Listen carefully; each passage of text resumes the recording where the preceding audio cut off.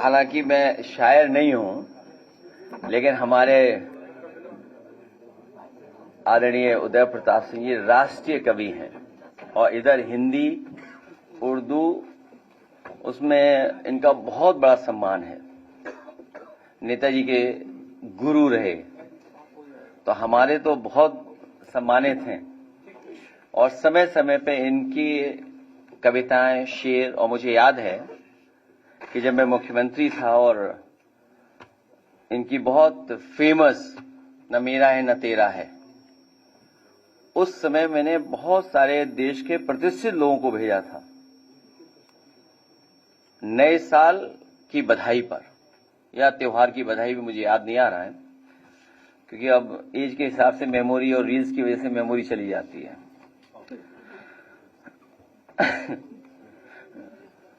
अपना चेहरा न पोंछा गया आपसे, अपना चेहरा न पोंछा गया आपसे, आईना बेवजह तोड़कर रख दिया। जो घटनाक्रम चल रहा है और कोडीन को लेकर के बहुत महत्वपूर्ण बातें सरकार छिपा रही है, और अगर इसके हम टाइमलाइन देखें और फॉलो अप करें स्टोरी, जो स्टोरी को अगर हम फॉलो अप करेंगे, आवाज एक ये वाला बंद कर देना आप, अच्छा ठीक है। अगर हम स्टोरी को फॉलो अप करें, उत्तर प्रदेश में एक ट्रक के पकड़े जाने से कफ सिरप के अंतर्राष्ट्रीय रैकेट का कैसे पता चला। उत्तर प्रदेश में एक ट्रक के पकड़े जाने से कफ सिरप के अंतर्राष्ट्रीय रैकेट का कैसे पता चला। यूपी 3.5 करोड़ का कफ सिरप पकड़ा गया, बांग्लादेश से चूने के बोरे के आड़ में 4 ट्रकों से लाया जा रहा था।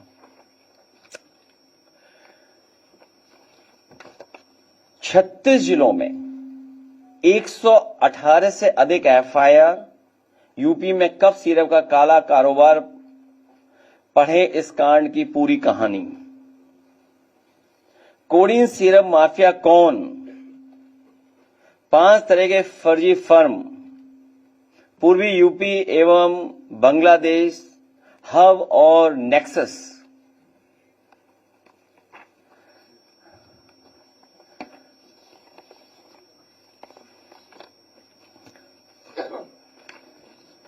कई तस्वीरें दिखाई जा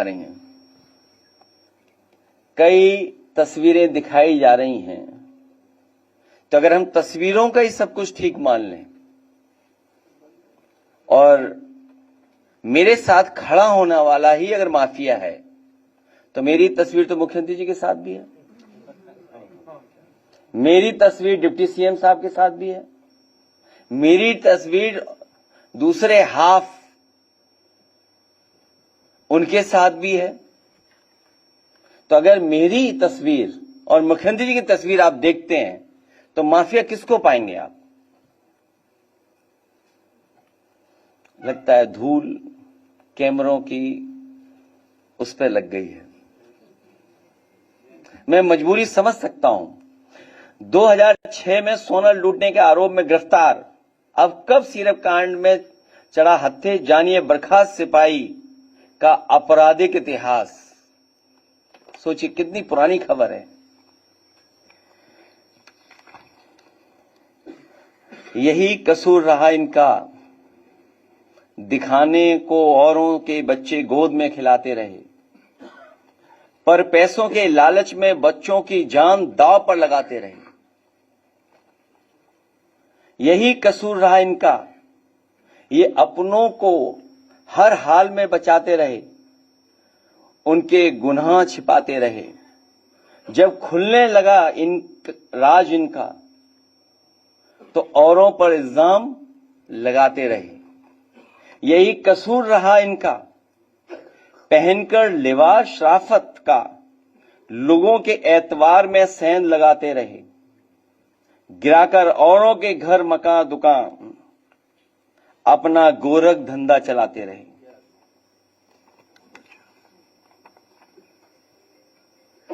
किसी प्रदेश का मुख्यमंत्री झूठ बोले और उसके साथ खड़े हुए जो पसंद नहीं कर सकते मुख्यमंत्री को, वो झूठ बोले, तो कल्पना कर सकते हैं कि प्रधानमंत्री के क्षेत्र में इतना बड़ा रैकेट चल रहा हो। सवाल ये नहीं यूपी में चल रहा है, बड़ा सवाल यह है कि प्रधानमंत्री के संसदीय क्षेत्र से चल रहा था और कोई 100, 200, 300 करोड़ का नहीं है। सुनने में आ रहा है 700 कंपनियां, कई हजार करोड़ का इंटरनेशनल मसला है ये। जब ये खुद फंसने लगे तो एक आध तस्वीर जो दिखा करके ये बता रहे हैं कि समाजवादी पार्टी के, तो मैं समाजवादी पार्टी की तरफ से मांग करता हूं कि जो जो माफिया हैं उन पर बुलडोजर चलना चाहिए। अगर वो समाजवादी पार्टी का है जिसकी तस्वीर उन्होंने दिखाई है, जिसका कई हजार स्क्वायर फीट में, कई हजार स्क्वायर फीट में घर है, जिसमें वैल्यूएशन करने वाले भाग गए, और फिर उससे जुड़े हुए जितने माफिया हैं और जो अधिकारी हैं, आप कंफ्यूज मत होइएगा। जो अधिकारियों का नेक्सस है, जो अधिकारियों की लड़ाई है, उसकी वजह से भी जनता को कुछ सच्चाई पता लग रही है। अगर कानपुर का अखिलेश दुबे की कोई जान बचा रहा है तो यही समाजवादी पार्टी है। समय समय पर उठाने की वजह से उसकी जान बची हुई है और पूरी सरकार लगी है कि उसको और कैसे बचाया जाए। उत्तर प्रदेश में तो कमाल चल रहा है। इसलिए हमारी समाजवादी पार्टी की तरफ से मांग है और हमारी तरफ से मांग है कि जिनको आप समाजवादी पार्टी का बता रहे हैं, कालीन भैया, कोडीन भैया, जितने लोग हैं, उन सब पे बुलडोजर चलना चाहिए। क्योंकि सवाल देश के प्रधानमंत्री जी के लोकसभा के क्षेत्र का है। वहां से ये नेटवर्क चल रहा था, उसमें जितने लोग शामिल हैं, हजारों करोड़ का जिन्होंने खेल किया है, उन सब पे बुलडोजर चलना चाहिए। लीडर अपोजिशन भी यही मांग करेंगे। खत्म हो गई बात।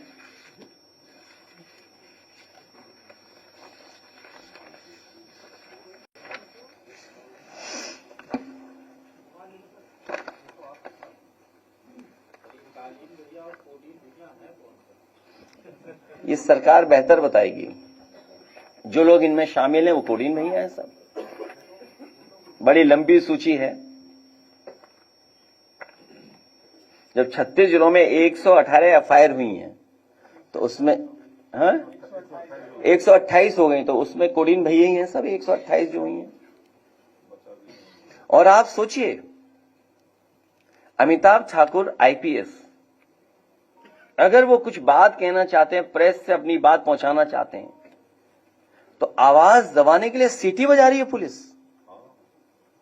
पूरी पुलिस सीटी बजा रही है कि आवाज न पहुंच जाए। और दूसरा, दीपक यादव पूर्व विधायक कुछ हजार का फर्जी दिखा करके उसे जेल भेज दिया। अमिताभ ठाकुर पे कितने वर्षों पुराना निकाला केस, कितना पुराना। इसी तरह याद होगा रमाकांत यादव पर कितने साल पुराना केस निकाला। आदरणीय मोहम्मद आजम साहब की बात नहीं कर रहा हूं मैं अभी, कितने झूठे मुकदमे लगे। तो आप सोचिए क्या हो रहा है ये।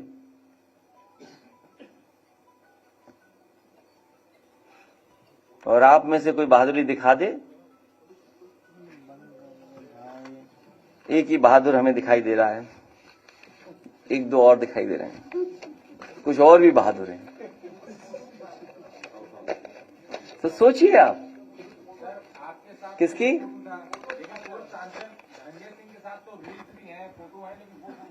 तो मैं तो कह रहा हूं कि जिसके साथ मेरी तस्वीर है और उसके साथ जिन जिन की तस्वीर है, सब पे चढ़ा दो बुलडोजर।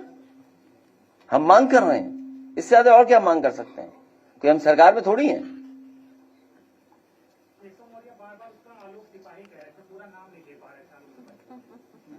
अब वो तुम जानो और तुम्हारे वो जाने नेता जिनसे इंटरव्यू लेने गए तुम। तो मेरी फोटो तो मुख्यमंत्री के साथ भी है, तो माफिया किसको मानोगे? और मेरी फोटो डिप्टी सीएम के साथ भी अगर कहो तो मैं दिखवा दूं। अभी बताओ, दिखवा दूं? दिखवा दूं? नहीं, बिहार नहीं, और भी है, बहुत क्लोज है। हमने तो ऑफर दिया था उन्हें। कहो तो दिखा दूं? आप बताओ माफिया कौन है आप, लेकिन तय करो, फोटो में दिखाऊंगा। आप तय करो कि कहोगे कि माफिया कौन है इसमें से। अगर है तय करो तो मैं फोटो दिखा दूं, बताओ। है? देखिए, बात मत बोलो, सीरप से बात उधर चली जाएगी, इसलिए कुछ ऑफर वगी बात मत करो, केवल सीरप पे रहिए आप। ये सामान्य घटना नहीं है। आप सोचिए कितनी स्टोरीज हैं। ये तो मैं थोड़ी सी स्टोरीज निकाल कर लाया हूं, न जाने कितनी स्टोरीज हैं जब इतनी एफआईआर दर्ज हो जाए। और दूसरा देखिए, कानपुर में जो तहरीर दे रहे हैं, एफआईआर लिखा रहे हैं, कि वापिस कैसे हो उसका दबाव पुलिस बना रही है। कितनों में एनओसी मिल गया, सोचिए आप, कितनों को खत्म कर दिया एफआईआर।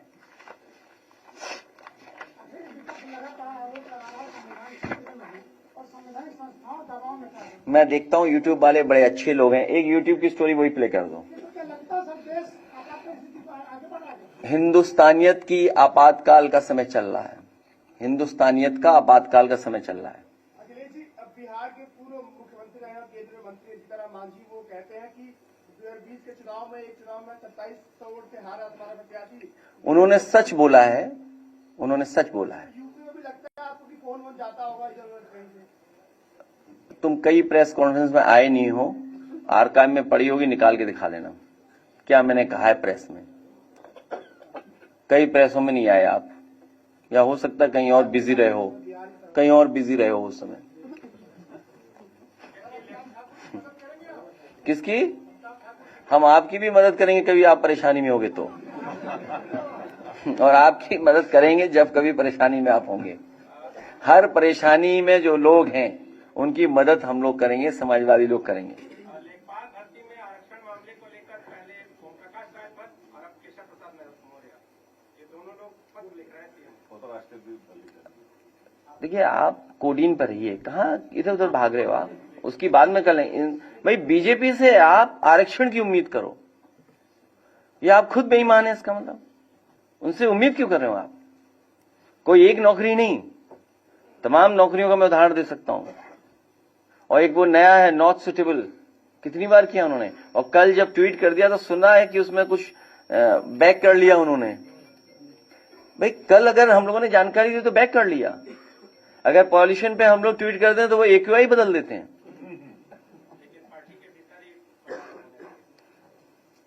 वो गैंग है, it's not a political party. Gang में किसी विचार नहीं होते हैं। वो वीडियो दिखाओ पहले। वो नहीं, ये नहीं। अरे वो एक वीडियो भेजा मैंने, यही बना था। अच्छा नहीं होगी, मैं भेजता हूँ अभी।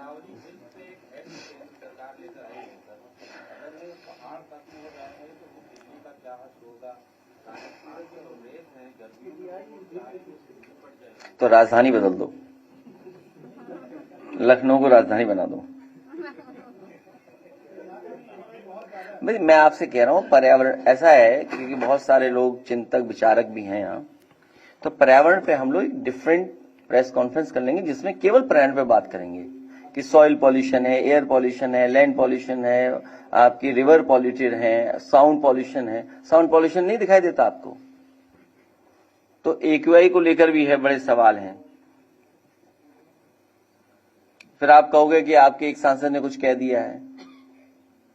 तो आपके टेक्नोलॉजी को क्यों बदला आपने? इलेक्ट्रिक वो क्या बोलते हैं जिसमें लाश जलाते हैं, इलेक्ट्रिक होता है नहीं, इलेक्ट्रिक क्या,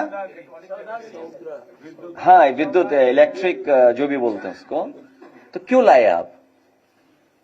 कुछ कारण रहे होंगे ना। तो इसलिए पर्यावरण पे हम लोग कभी बहुत लंबी बात कर लेंगे। इश्यूज बहुत हैं पर्यावरण के, और ये पर्यावरण को लेकर के बिल्कुल चिंतित नहीं है। जो पॉलिटिकल पार्टी चिंतित नहीं है वो अगली पीढ़ी को क्या दे रही है? हम तो वो पॉलिटिकल पार्टी है जिन्होंने ग्रीन मैनिफेस्टो अपना बनाया था, और पर्यावरण को लेकर के आज भी लखनऊ से लेकर के पूरे प्रदेश में जो महत्वपूर्ण काम किए आज भी दिखाई दे रहे हैं समाजवादी सरकार के। तो बहुत बड़ा विषय है पॉल्यूशन, और ये क्योंकि उद्योगपतियों से मिले हुए हैं, इसलिए उद्योगपतियों को लाभ देने के लिए कोई भी नियम बदल सकते हैं, चाहे वो समुद्र का हो, फॉरेस्ट का हो, हिमालयस का हो, वो सब नियम बदल देंगे। और दुनिया में नहीं ऐसा बदला गया होगा। दुनिया में हिमालयस के लिए, पहाड़ों के लिए, या जो भी उनके पहाड़ों के नाम हैं, उनके लिए कभी कानून नहीं बदला हुआ होगा। लेकिन भारत पहला देश बनने जा रहा है कि उद्योगपतियों को लाभ पहुंचाने के लिए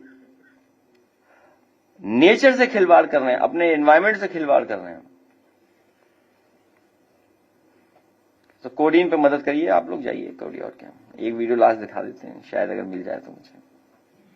अखिलेश जी, प्रधानमंत्री फसल बीमा योजना पे करोड़ों का घोटाला हो गया, जिसमें 787 हेक्टेयर जमीन पर 1138 हेक्टेयर का बीमा करा दिया गया। आरोप ये भी है कि नाले पर और रेल की पटरियों पर फसल उगा ली गई। तो इन अधिकारियों के खिलाफ कार्रवाई कब होगी? जनरल इंश्योरेंस कंपनी का भी नाम आ रहा है, और कैबिनेट मंत्री है सूर्य प्रताप शाही समेत तमाम लोग इस मामले को दबाने का काम कर रहे हैं, ये भी आरोप है। ये स्कीम ही किसानों को मदद नहीं कर रही है। और आपको याद होगा जब समाजवादी सरकार थी उस समय हम लोग इस स्कीम को इसलिए नहीं लागू कर रहे थे, जो किस्त है वो कंपनियों को ज्यादा लाभ पहुंच रहा है, किसान को लाभ कम पहुंच रहा है। ये भेजा, इसका वीडियो अगर अपलोड कर सके। हाँ ठीक है, प्ले करा देना। किसी ने बनाया वीडियो, एक हम यूट्यूबर ने, तो हमें किसी ने भेजा, तो हमने कहा आपसे भी शेयर कर लें। दोषी के खिलाफ कार्रवाई हो, वो इसलिए नहीं चल रहा है क्योंकि स्वजाति लोग हैं अपराधी उसमें। स्वजाति लोगों पर बुलडोजर नहीं चल सकता। और ये बलिया की जो घटना बता रहे हैं आप, थाना बता देना, मुझे याद नहीं है, हैं?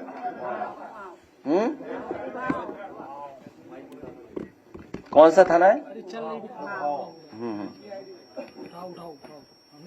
तो वो क्योंकि अपराधी स्वजाति हैं इसलिए उनके खिलाफ कोई कार्रवाई नहीं हो रही है।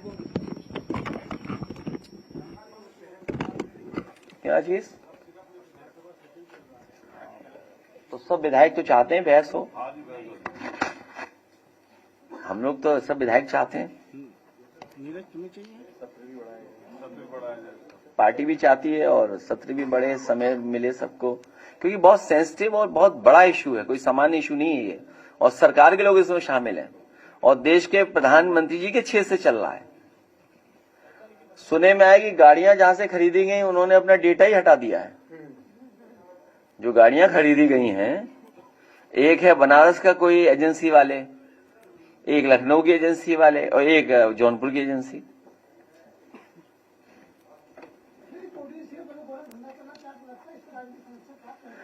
इसमें मुख्यमंत्री जी का संरक्षण प्राप्त है।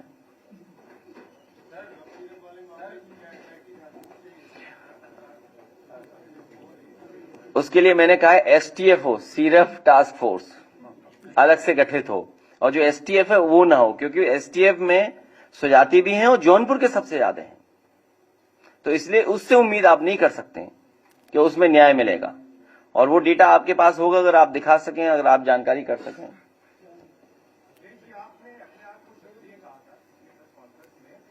मैं तो ये चाहता हूं कि वो दूसरे कहें कि हम शूद्र हैं। बात ही नहीं समझ पाए लोग। भाई हम ये कह रहे हैं ना कि अगर हम क्षत्रिय नहीं तो शूद्र कहते हैं, हमें क्यों नहीं कहते हैं शूद्र?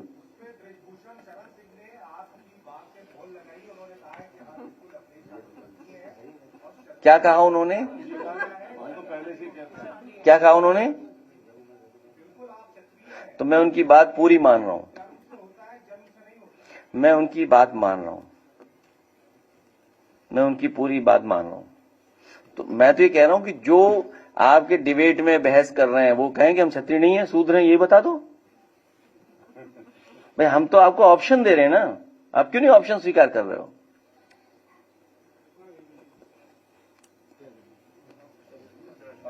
लाइट बंद कर दो, प्ले कराइए। यूपी में कब सिरप की काली कमाई से हुई टेरर फंडिंग, ईडी ने जांच की दिशा बदली, हुए चौंकाने वाले खुलासे। सीएम योगी ने कोडीन भैया से क्यों किया किनारा, कोडीन सिरप कांड में दुबई में बैठे सरगना को बड़ा झटका। साहब जब खुद फंस जाओ तो दूसरे पर इल्जाम लगाओ, ये खेल हुआ पुराना, हुक्मरान कोई नई बात बताओ। ये लाइन सभा सुप्रीमो अखिलेश यादव ने अपने सोशल मीडिया पर पोस्ट में लिखी है। आज बताएंगे कि क्यों मुख्यमंत्री योगी आदित्यनाथ ने नशीले कप सिरप में सम्मिलित माफियाओं से किनारा किया है। जब माफिया हर इंटरव्यू में योगी आदित्यनाथ सरकार की तारीफ कर रहा है तो कैसे वह सफाई हुआ। ये भी बताएंगे कि कप सिरप की काली कमाई से टेरर फंडिंग में इस्तेमाल होने का शक ईडी को कैसे हुआ। ईडी की जांच में चौंकाने वाले हुए बड़े खुलासे, अब तक क्या क्या मिला ईडी को, पूरी कहानी बताएंगे। लेकिन उससे पहले आप हमारे चैनल को सब्सक्राइब करें, वीडियो को लाइक करें और शेयर करें ताकि हमें आपके सहयोग से हौसला मिलता रहे। अब चलते हैं सीधे मुद्दे पर। साहब कोडीन भैया के सलाहकारों की दया से अब मुख्यमंत्री ने भी उनसे कन्नी काट ली है। उनका कहना है कि कप सिरप गिरोह के लोग समाजवादी पार्टी से हैं। खैर ये जानकारी तो कोडीन भैया खुद बयान में देकर सार्वजनिक कर चुके हैं कि कप सिरप गैंग के सदस्य उनके करीबी हैं। रही बात पार्टी की, तो हर इंटरव्यू में वो किसकी तारीफ कर रहे हैं, किसकी आलोचना कर रहे हैं, ये जग जाहिर है। अगर ये यूपी सरकार के पोषित माफिया समाजवादी हैं तो इनके महलों पर बुलडोजर चलाने से कौन रोक रहा है। और अखिलेश यादव स्वयं कह चुके हैं अगर बुलडोजर में डीजल खत्म हो गया है तो विपक्ष भरवा देगा। खैर माननीय मुख्यमंत्री जी, जनता आपसे कह रही है यही कसूर आप बार बार करते रहे कि धूल चेहरे पर थी, आप आईना साफ करते रहे। जेडीयू का नेता और एनडीए का प्रचार करने वाला अगर सपा के करीबी है तो जनता को गुमराह करने की बजाय इसकी शिकायत एनडीए के संयोजक या नीतीश कुमार से कीजिए। जब खुद फंस जाओ तो दूसरे पर इल्जाम लगाओ, ये खेल बहुत पुराना है। खैर साहब ईडी ने नशीले कप सिरप की तस्करी से होने वाली काली कमाई के टेरर फंडिंग में इस्तेमाल होने की आशंका जताई है। इसी को देखते हुए ईडी ने जांच की दिशा भी बदल दी है। फिलहाल प्रारंभिक जांच में कई हवाला ऑपरेटर ईडी के रडार पर हैं। बांग्लादेश में कुछ इस्लामिक संगठनों की खाड़ी देशों में सिरप बेचने में संलिप्तता के चलते आतंकी संगठनों को भी इसका फायदा मिलने की आशंका है। फिलहाल ईडी से जुड़े नेटवर्क की जड़ें तलाश रही है। सूत्रों के मुताबिक दुबई से संचालित ये सिंडिकेट हवाला के तमाम नेटवर्क से भारत में सक्रिय अलग अलग सिंडिकेट को रकम भेजी जाती थी, इसकी पुष्टि हो चुकी है। वहीं केंद्रीय खुफिया एजेंसियों की जांच में भी ये सामने आया है कि बांग्लादेश में सबसे ज्यादा तस्करी भारत में बनने वाले कोडीन युक्त सिरप और म्यांमार के याबा टैबलेट की होती है। फिलहाल जांच में ये भी सामने आया है कि रांची की सैली ट्रेडर्स और वाराणसी के न्यू वृद्धि फार्मा के प्रोप्राइटर 25,000 की इनामी शुभम जायसवाल ने पिछले 2 वित्तीय वर्षों में करीब 7 करोड़ रुपए आयकर जमा किया है और जीएसटी अलग से जमा कराया गया है। ईडी के मुताबिक वाराणसी में चार्टेड अकाउंटेंट विष्णु अग्रवाल ने 140 फार्मा का ऑडिट किया है, जिसमें 2 फर्म शुभम जायसवाल की हैं। साहब ऐसी कोई निंजा तकनीकी देश के सभी लोगों तक पहुंचाई जाए कि कैसे 2 साल में एक फार्मा फर्म करोड़ों का व्यापार कर लेती है और देश विदेश में अरबों की संपत्ति बना लेती है। सूत्रों के मुताबिक ईमानदारी से जांच होने दीजिए, दूध का दूध पानी का पानी सामने होगा कि पार्टी फंड में कितना बड़ा अमाउंट दिया गया है। साफ सूचना ये भी है कि मुख्यमंत्री जी कोडीन माफियाओं के मसले में बुरी तरह से घिर गए। दिल्ली से काफी दबाव है। स्वजातीय मामला यूं तो पिछले 8 सालों से उनकी दुखती नस दबाता रहा है, मगर इस बार ये नस इतनी ज्यादा दब गई है कि राजनीतिक भविष्य दांव पर लग गया है। साहब जब पूरा पुलिस महकमा कथाबाचकों को सलामी देने में व्यस्त रहेगा तो प्रदेश का अपराधी मस्त रहेगा, माफियाओं का बोलबाला रहेगा। कुछ माफिया देश छोड़कर भाग जाते हैं और पुलिस व खुफिया एजेंसियों को भनक तक नहीं लगती है। जब सीधे तौर पर फंसने लग जाओ तो संगीन अपराध को भी राजनीतिक करार दे दो। मुख्यमंत्री जी पूरी ईमानदारी से जनता को बता दीजिए कि माफिया कैसे समाजवादी पार्टी के हुए, जब वो इंटरव्यू में आपकी सरकार की तारीफ कर रहे हैं और जेडीयू नेता एनडीए का प्रचार करने वाले सपा के करीबी कैसे माने जाएं। खैर जनता आपको क्या लगता है, कब सिर्फ माफिया किसके संरक्षण में फल फूल रहे हैं और किसके सहयोग से अरबों की संपत्ति बनाई है। अगर मुख्यमंत्री जी के अनुसार माफिया समाजवादी पार्टी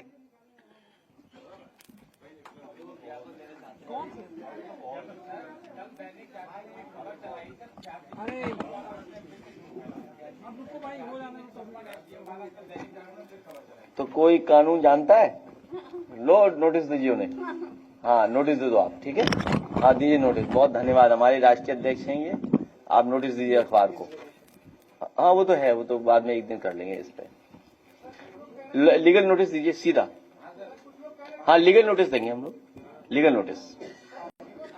और ये संग्राम कई बार बोल चुके हैं प्रेस में।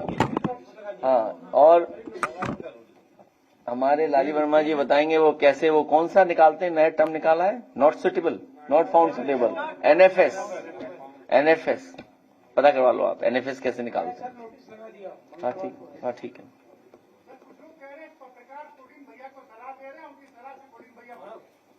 देखो, ये पत्रकारों का कहाँ तार किससे जुड़ा है मुझे नहीं पता। अगर आपको जुड़ा हो तो कभी अकेले में बता देना। नहीं बता दो, एक दिन तो हम एक नक्शा बना लेना कि ऐसे ऐसे ये जुड़े हुए, तो इस हिसाब से हम बिहेव करने लगे उनके साथ।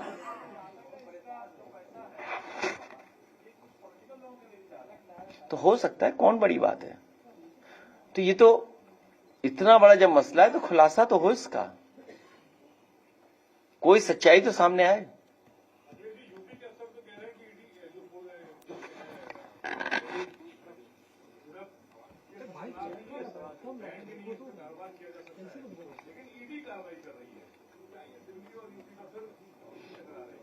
उस पहलू पे मुझे कोई जानकारी नहीं है।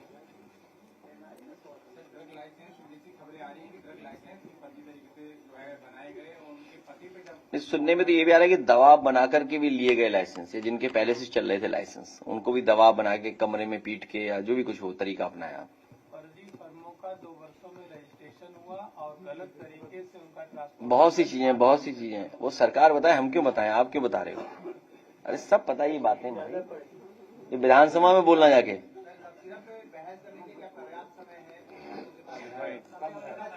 अमरूद लाइए, और वो कौन ज्ञापन देना चाहते हैं, हमारे कुछ साथी।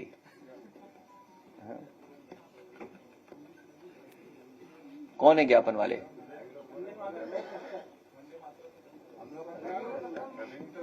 वंदे मातरम जिन्होंने गाया नहीं आजादी से पहले और बाद में।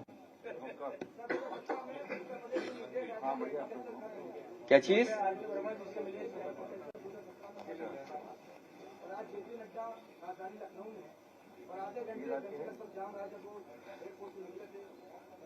कौन सा शहर जाम में नहीं है? कौन सा शहर बताओ, कौन से शहर में जाम नहीं लग रहा? कोई इंफ्रास्ट्रक्चर बनाया नहीं। आप बताइए 10 साल में क्या इंफ्रास्ट्रक्चर क्रिएट किया सिटीज में, जो स्मार्ट सिटी का सपना दिखाया था।